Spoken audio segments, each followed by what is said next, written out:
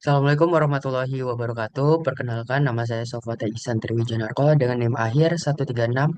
Saya dari kelompok 29 pada praktikum pengendalian dan penjaminan mutu. Pada kesempatan kali ini, saya akan mengerjakan tugas mingguan shift kedua pada modul ketiga, yaitu mengenai peta kendali CUSAM, EUMA, dan multivariat.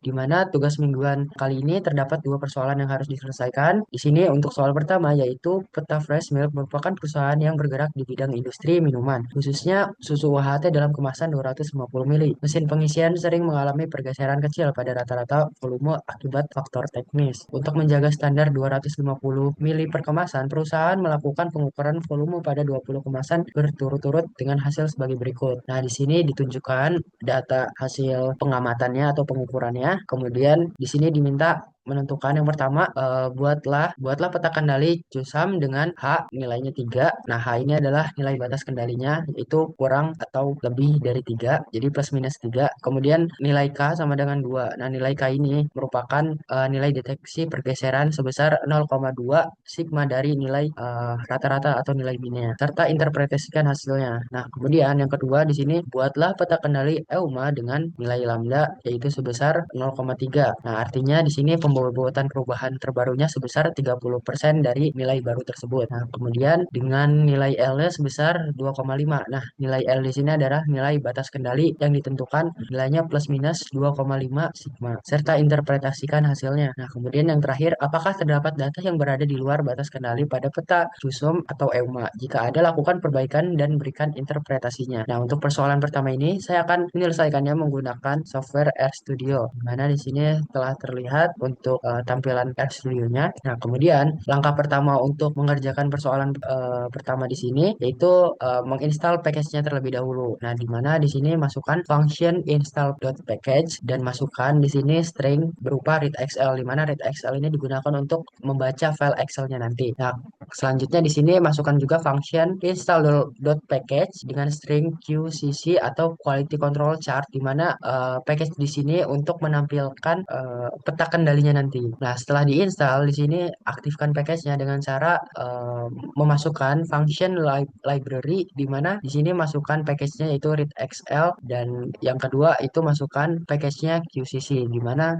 function library ini digunakan untuk memanggil atau mengaktifkan package yang telah terinstall. Nah, selanjutnya di sini untuk menyelesaikan soal pertama, yang pertama di sini masukkan variabel, saya beri nama sebagai soal satu. Nah, kemudian di sini masukkan functionnya, yaitu function read xlsx, di mana function di sini digunakan untuk mengimpor data di dalam file Excel ke dalam RStudio-nya. Nah, kemudian di sini masukkan string atau karakternya, yaitu di sini nama file dari Excel tersebut. Saya beri nama sebagai tugas mingguan modul ketiga, dan masukkan tipe file dari Excel tersebut, yaitu XLSX, dan juga di sini masukkan argumen atau parameter. Jadi di sini argumen parameternya yaitu sheet pertama pada file Excel tersebut. Nah, kemudian ketika di running untuk penginputan data di sini, maka hasilnya berupa data frame, yaitu berbentuk tabel dari tabel Excel itu sendiri. Nah, di sini saya akan menginstal dan mengaktifkan package-nya terlebih dahulu. Nah, setelah selesai terinstall di sini langsung saja di running untuk penginputan datanya. Nah, di sini sudah terlihat data frame-nya sudah sesuai dengan persoalan pertama, data pengukurannya. Kemudian sini membuat peta kendali CUSAM-nya dengan yang pertama masukkan variabel, saya beri nama sebagai peta CUSAM.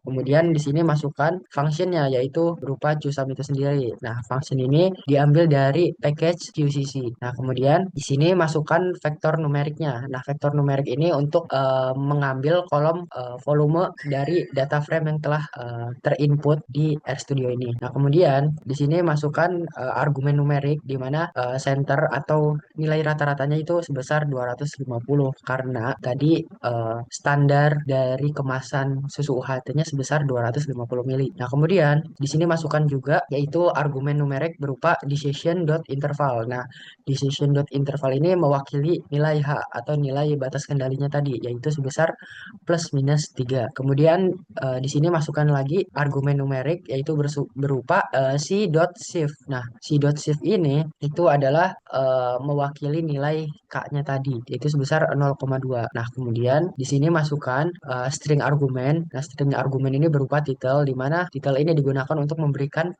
judul atau heading pada peta kendalinya nanti. Nah, saya beri nama sebagai peta kendali CUSAM. Kemudian di sini masukkan juga string argumen selanjutnya yaitu XLab. Nah, XLab ini digunakan untuk memberikan pelabelan pada sumbu X pada peta kendalinya nanti yang saya beri nama data ke. Nah, selanjutnya di sini untuk string argumen terakhir yaitu YLab. Nah, ini fungsinya kurang lebih sama seperti XLab tadi. Yang membedakan adalah di sini untuk sumbu Y-nya saya beri label atau nama sebagai CUSAM. Nah, kemudian di sini masukkan logical argument yaitu false, di mana false ini nanti logical argument ini atau edge stats ini digunakan untuk menentukan apakah statistik tambahannya ditampilkan atau tidak. Nah, karena di sini saya berikan false, maka dia tidak akan tertampil statistik tambahan karena nanti ada function tersendiri untuk memberikan ringkasan peta kendali tersebut. Nah, kemudian di sini langsung saja di running.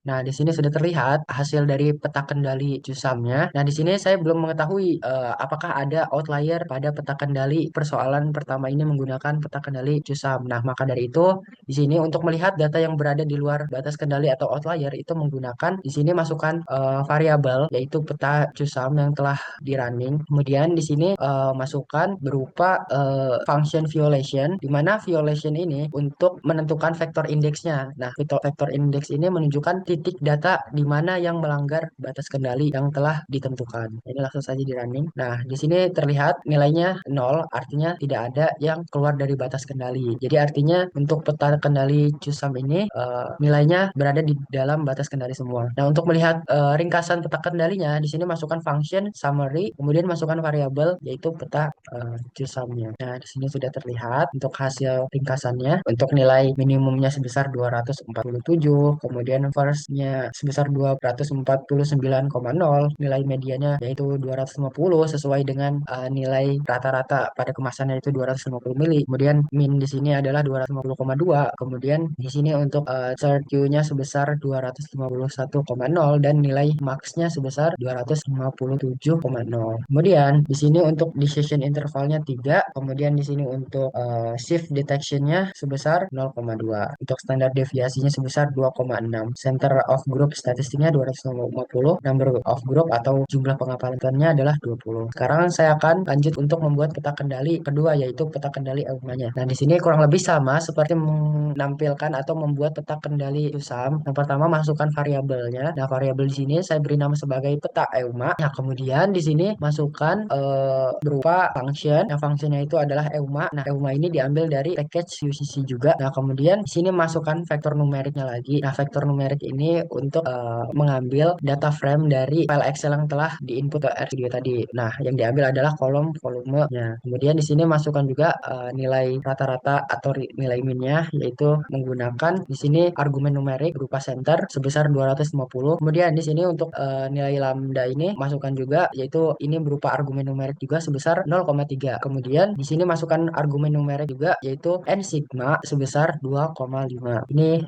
untuk mewakili nilai L tadi pada persoalan pertama. Kemudian untuk selanjutnya di sini masukkan string argumen. Nah, string argumennya sama yaitu title, yaitu untuk memberikan heading atau judul pada peta kendali EUMA-nya nanti. Nah, di sini saya beri nama sebagai peta kendali EUMA dan kemudian di sini masukkan string argumen lagi yaitu berupa xlab. Nah, xlab ini digunakan untuk memberikan label untuk sumbu x-nya pada peta kendali EUMA dan saya memberi namanya sebagai data ke, dan yang ylab-nya di sini sama yaitu berupa string argumen. Ini untuk memberikan pelabelan untuk sumbu y-nya berupa EUMA. Dan yang terakhir di sini sama untuk logical argumennya berupa edge stats. Di sini saya berikan false saja karena saya tidak akan menampilkan statistik tambahan pada peta kendalinya nanti. Langsung saja running. Nah, kemudian di sini saya ingin melihat data yang berada di luar batas kendali dari peta kendali EUMA ini apakah ada atau tidak. Nah, sebelumnya di sini saya akan menjelaskan di mana tanda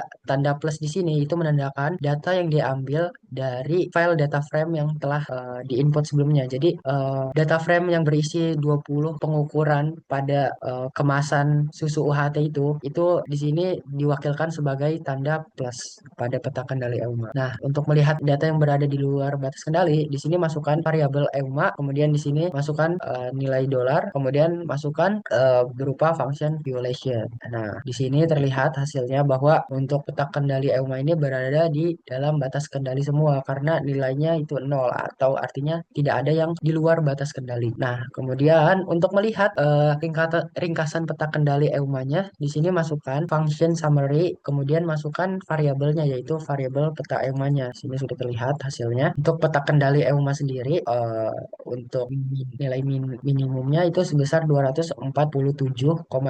Kemudian untuk first quartile-nya itu sebesar 249,0. Kemudian nilai mediannya sebesar 250. Kemudian nilai minnya sebesar 250,15. Kemudian untuk nilai third quartile-nya sebesar 250,0 dan nilai maksimumnya sebesar 257,0. Kemudian di sini untuk smoothing parameternya 0,3 dan untuk control limitsnya di sini untuk LCL sendiri nilainya yaitu berbentuk interval di mana nilainya 248 maaf di sini nilai LCL dan UCL-nya itu berdasarkan setiap pengamatan atau pengukuran. Jadi ini nilainya nilai LCL-nya dari pengukuran pertama hingga pengukuran ke-20. Nah, karena keterbatasan RStudio di sini, maka yang ditampilkan hanya 3 hasil pengukuran LCL saja. Nah, kemudian saya akan melanjutkan untuk penyelesaian soal kedua. Nah, di sini untuk soal kedua yaitu PT Auto Glass memproduksi kaca mobil. 3 karakteristik penting yang dipantau adalah tebel dalam milimeter, panjang dalam sentimeter, dan lebar dalam sentimeter. Berikut data pengukuran terhadap 12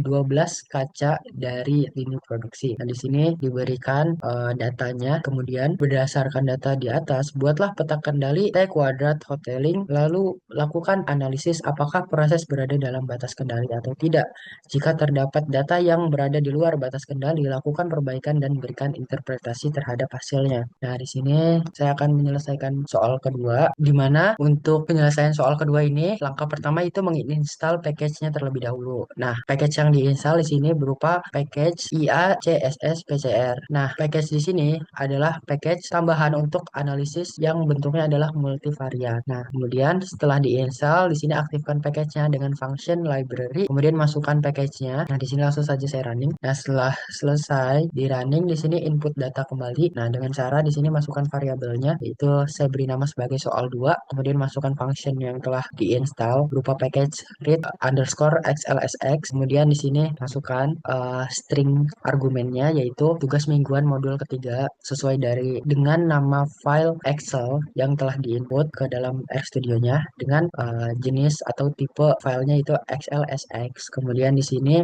masukkan untuk sheetnya sheet yang kedua. Kemudian di sini untuk menghilangkan kolom subgrupnya, bentar saya running terlebih dahulu. Nah, sini sudah terlihat data frame untuk soal kedua. Nah, kemudian untuk data frame di sini kan untuk kolom pertama ini berupa unit, namun tidak digunakan untuk penyelesaian soal kedua. Jadi kolom unit ini tidak diperlukan dalam perhitungan untuk membuat peta kendali multivariatnya. Nah, maka dari itu untuk menghilangkan kolom subgroup atau kolom unit tersebut, di sini masukkan variabel yaitu saya beri nama sebagai T kuadrat chart. Kemudian di sini masukkan variabel lama yang telah diinput yaitu variabel di sini karena variabel di sini sudah terbaca dalam RStudio. Kemudian di sini masukkan kurung kurawal. Kemudian di sini posisi nilainya -1 karena kita akan menghilangkan kolom pertama. Nah, posisinya di sebelah kanan itu sebagai kolom, kalau nilainya di sebelah kiri itu sebagai penghilangan pada baris. Kemudian di sini masukkan function print, kemudian variabel T kuadrat chart di sini digunakan untuk menampilkan